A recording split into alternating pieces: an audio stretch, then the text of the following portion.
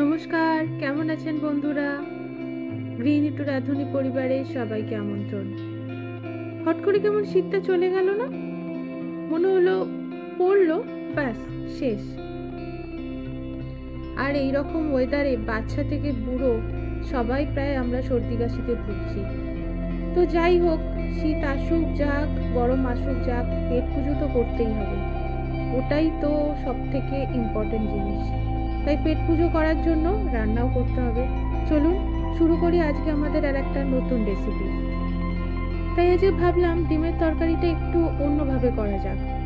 আমি বাঁধাকপির পাতাগুলো ছাড়িয়ে নিয়েছি, কিভাবে দেখলেন নিশ্চয়ই আপনারা। উপরের কয়েকটা পাতা মাত্র নিয়ে নিয়েছি, ধুয়ে একটু ভাপিয়ে নিয়ে তারপর আদা, রসুন, কাঁচা লঙ্কা আর ওই পাতাটা দিয়ে একটা পেস্ট আমি বানিয়ে নিয়েছি। তার আগে দেখলেন আমি 4টে ডিম সিদ্ধ করেছি। আপনাদের রিকোয়ারমেন্ট অনুযায়ী আপনারা ডিম সিদ্ধ করে নেবেন। তারপর কিছুই না, ডিমটা একটু ভালো করে লাল লাল করে ভেজে নিয়েছি। আমি এখানে ডিম ভাজার সময় আমি ডিমে কিন্তু নুন হলুদ খুব একটা মাখাই না। আমি ওই তেলের মধ্যেই একটু নুন হলুদ, পারলে আপনারা একটু যদি ঝাল খান তো লাল গুঁড়ো লঙ্কা দিয়ে ডিমটা ভাজলে আমি দেখেছি ডিমের ভেতর খুব ভালো করে সেই রসটা ঢুকে যায়। আমি এইভাবেই রান্না করি। তারপর ডিম ভাজা হয়ে গেলে সেই তেলে একটু ঘি মিশিয়ে দিয়ে দিলাম আমি শুকনো লঙ্কা, কাসুরি মেথি, জিরে আর গোটা গরম মশলা। ফোড়ন থেকে ভালো গন্ধ বেরোলে দিয়ে দিলাম কেটে রাখা পেঁয়াজ।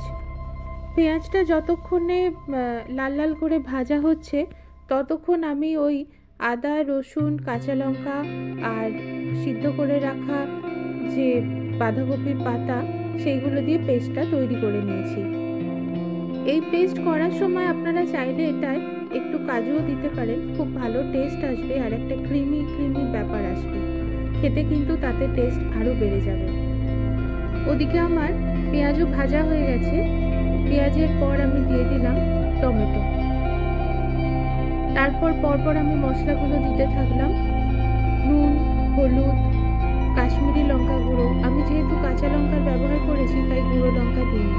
আপনারা নিজেদের পছন্দ অনুযায়ী ঝালটা ব্যবহার করে নেবেন। এইবার মশলাটা খুব ভালো করে কষানোর পালা, নাহলে মশলার কাঁচা গন্ধ থাকলে কিন্তু সবজিটা খেতে মোটেই ভালো লাগবে না। এরপর আমি দিয়ে দিলাম ওই পেস্ট করে রাখা মশলাটুকু।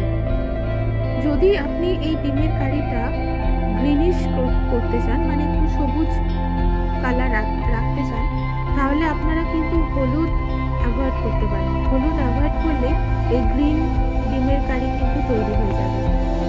মশলাটা কষতে কষতে একটা জিনিস খেয়াল করবেন যে মশলার যেহেতু বাঁধাকপির পাতা আছে, আপনারা জানেন বাঁধাকপির প্রায় 100% জল, তাই ওইখানে পাতা থেকে জল নিজের থেকেই বেরোতে শুরু করবে। যত নাড়াবেন দেখবেন তত জল বেরোবে, তাই জন্য একটু ফুটতে এটা টাইম দেবেন। তারপরে দেখবেন একটা টাইম জলটা পুরো শুকিয়ে গিয়ে তেল বেরিয়ে গেছে। ব্যাস, তারপর সামান্য জল অ্যাড করে আমি দিয়ে দেবো আমার ভেজে রাখা ডিম। ডিম দিয়ে দেওয়ার পর অ্যাটলিস্ট 5 মিনিট এটাকে আবার রান্না করবেন।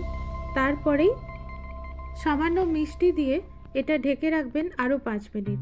তাতে ডিমের ভেতর সমস্ত মশলা খুব ভালো করে ধরে যাবে আর আপনার রান্নাটাও হয়ে যাবে সুস্বাদু। তাহলে বলুন, রাঁধবো, খাবো, থাকবো সুখে।